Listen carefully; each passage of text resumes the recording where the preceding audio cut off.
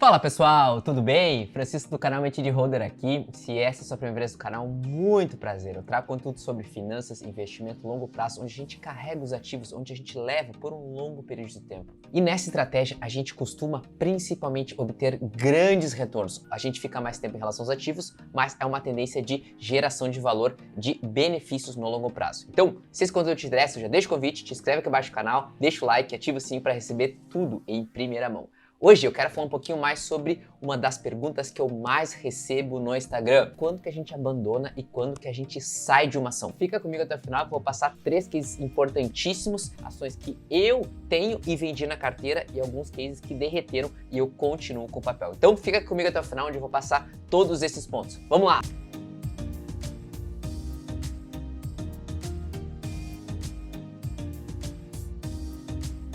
Então vamos lá! Antes da gente começar, é importante o seguinte, existem vários motivos em que a gente pode sair de uma ação, existe o setor, a companhia em si, a gestão, o board, a gente não ser mais o mesmo investidor, existem várias maneiras em que a gente vai querer sair de um papel. Então aqui eu vou colocar alguns exemplos que existem, mas fora esses que eu vou passar, existem muitos outros em que a gente precisa levar em conta dado o nosso perfil, como é que a gente está nos investimentos, com a nossa alocação de risco, se a gente fez um erro no passado e precisa consertar, vários pontos de análise em relação aos papéis. Mas, dentro das ações, eu vou colocar 3 cases e 3 cases que realmente derreteram nos últimos meses e eu saí ou não saí desse papel? Eu sairia ou não sairia? Vamos para a tela, onde eu vou começar esses pontos aqui para vocês. Primeiro caso, e que é muito emblemático, é em relação a lojas Renner. Eu tenho certeza que muitos investidores que me acompanham aqui têm esse papel, é um papel que cresceu muito nos últimos anos e agora, desde o início de 2020, o papel está derretendo 52%. Muitas pessoas se assustam em relação ao case.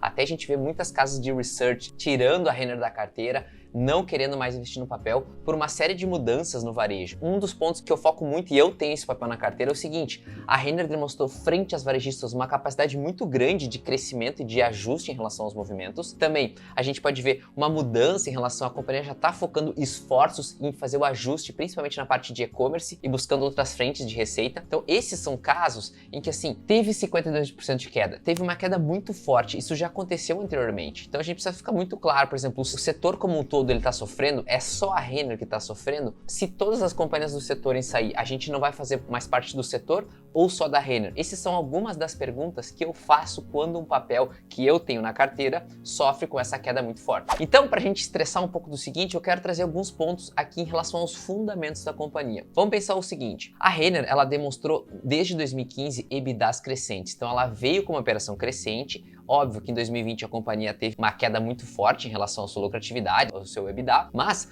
um dos pontos em que eu focaria muito aqui é em relação a principalmente às margens, ou seja, a gente vê uma margem bruta de 58,8% e uma margem líquida de 1,1%. O que a gente traz em relação à margem líquida? A companhia cresceu muito seu custo financeiro para financiar as operações nos últimos meses. E aí a pergunta aqui é o seguinte, os últimos meses refletem exatamente como é o setor ou é algo passageiro, é algo momentâneo? Da mesma forma que todo o setor está conseguindo fazer alguns ajustes dentro desse cenário. Esses são alguns dos pontos que eu digo, faria sentido eu sair agora da Renner com 52% de queda, sendo que o setor como um todo está sofrendo, dentro do setor eu gosto de varejo e a Renner é um dos principais players que está fazendo movimentos em relação aos ajustes? Essa é uma das perguntas e é um dos motivos em que eu não saí ainda do papel, em que eu continuo investindo na companhia, eu não fiz novos aportes, porém, esses fundamentos, essas características me fazem trazer que eu continue no papel. Então um dos pontos aqui é que a gente precisa olhar 2 pontos. Primeiro, são os balanços trimestrais, ou seja, análise fundamentalista. Como é que estão os múltiplos da companhia, como é que estão as margens, como é que está o setor em si, ou seja, a gente lê os resultados e entender como que a gestão, como que o conselho está passando frente a esses desafios, para a gente entender um pouquinho mais se a gente sai ou não do papel. E também eu trago uma questão de preço de compra e venda, ou seja, o passado ele realmente importa para a gente ver como que a ação se comportou, como que a empresa se comportou. Porém, em relação à decisão se a gente vai ou não sair de um papel, como eu faço, eu olho sempre para o futuro.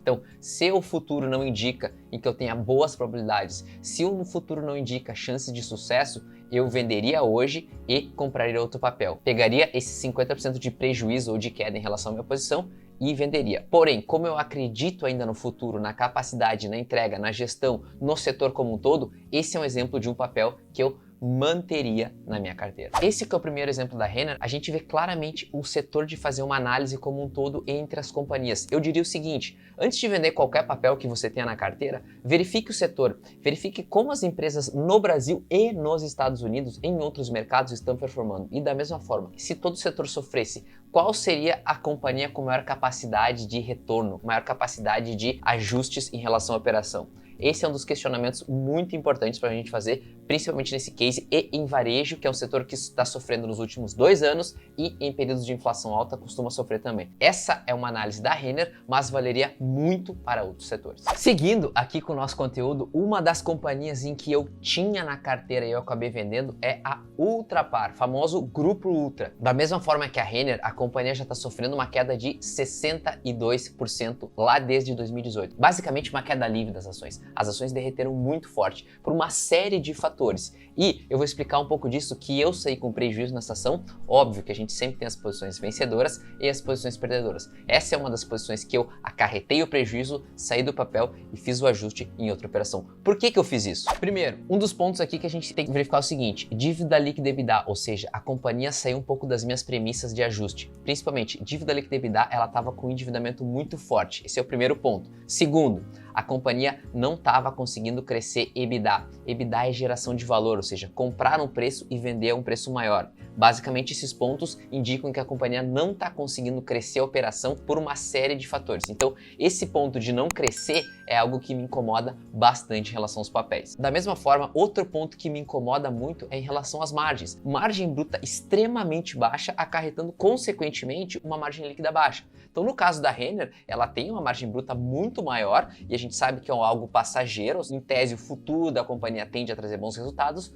Porém, aqui na Ultrapar, a gente vê endividamento alto, EBITDAs não crescentes e da mesma forma as margens não estão crescentes. Então, esse desalinhamento em relação à operação é um dos pontos que eu coloquei na carteira. Errei, faz parte, vou vender, acarretar o prejuízo e alocar em outra operação. Eu não vejo um grande futuro na Ultrapar e esse é um dos motivos em que essa operação, esse movimento, eu vendi. Então aqui eu trago outros 2 pontos que a gente precisa ter no radar. O primeiro, quando está em queda livre, nós investidores temos uma resistência muito forte a aceitar o prejuízo. Então a gente precisa saber que vão acontecer casos e o holder ele demora a agir, basicamente, ou seja, geralmente quando o papel resiste já tem 30, 40, 50 de queda. E esse é um dos principais pontos em que a gente tem muita resistência a aceitar o prejuízo. Nesse caso, eu aceitei o prejuízo, vendi e parti para outra. Da mesma forma, nós temos estômago. Nem todas as nossas posições serão vencedoras. Isso num trader, num holder, qualquer investidor no mercado. A gente nunca vai acertar 100% das posições. Então, nós temos que ter estômago, principalmente pelo seguinte, um holder ele passa em períodos em que o mercado cai, em que o mercado vai dar 50% de queda e a gente precisa ter estômago para passar por esses momentos. Só vai ganhar 100, 200, 300% quem aguentar tomar menos 50, menos 60. Isso faz parte do processo. Então, é um dos pontos importantes da gente ter no radar para quem quer investir a longo prazo, principalmente porque quando a gente perde, a gente toma menos 50, menos 30, menos 40. Quando a gente ganha, é 200, 300, 400, 500, 1000%. Então, esses pontos eu deixo muito no radar do investidor.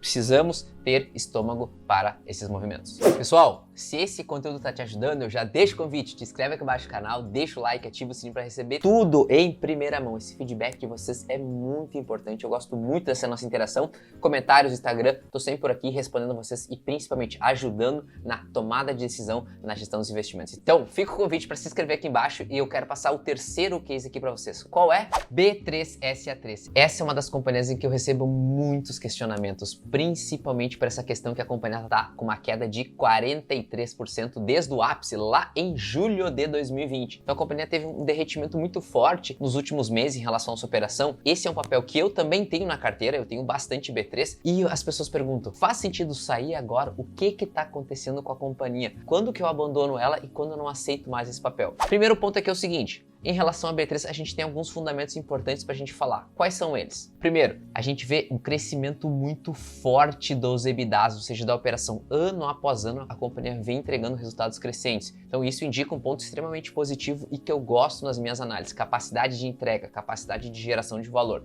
Da mesma forma, relação de dívida líquida EBITDA em menos 1,09. O que isso indica? mais caixa do que dívida, capacidade de investimento, capacidade de inovação, capacidade de entrega de novos produtos, ponto extremamente positivo. Para uma companhia que está crescendo e cada vez tem novos investidores, sendo negociada uma relação preço-lucro de 15,7, assim como uma relação EV/EBITDA de 8,5, são pontos extremamente positivos e que eu também gosto demais na análise e que não faria eu vender os papéis. Então esse é algum dos movimentos, mas o principal deles que eu queria trazer para vocês é em relação às margens, ou seja, a companhia tem uma margem bruta de 100% e uma margem líquida de 50,9%. Olha a comparação em relação aos outros cases, olha a comparação em relação às margens, ou seja, ela está num setor, ela está numa operação que ela consegue ter muita margem, ela consegue gerar muito valor para o acionista. Esses são alguns pontos que eu questiono o seguinte, mesmo com toda a questão tributária que a empresa está sofrendo e mesmo com toda a questão de concorrência, esse é um dos motivos em que não faz sentido na minha análise, no meu entendimento. Óbvio, isso aqui não é uma recomendação para as pessoas saírem do papel, então eu continuo com essa companhia mesmo com essa queda forte. Então esse é um dos principais pontos em relação ao nosso sentido, como está o setor, ou seja, é só a empresa que está mal ou o setor como um todo está sofrendo, a gente precisa ter esse radar quando a gente vai querer sair, abandonar uma posição, assim como múltiplos indicadores. Sempre terão múltiplos muito bons e múltiplos muito ruins. Em todos os cases, toda companhia, nenhuma vai ter uma foto 100%, nenhuma vai ter uma foto perfeita. Então a gente nunca pode olhar um indicador sozinho e nós precisamos olhar os indicadores, os fundamentos como um todo. Isso é extremamente importante para a gente ter mais base, para nós termos mais uma análise mais racional em relação aos nossos ativos. Esse é um dos principais pontos em que eu levo em consideração o setor e como que tá os indicadores como um todo, como que estão as margens em relação a essa operação. Eu espero muito que esse conteúdo tenha te ajudado. Se te ajudou, te inscreve aqui embaixo no canal, deixa o like, ativa o sininho para receber tudo em primeira mão. Te espero no próximo vídeo e até mais.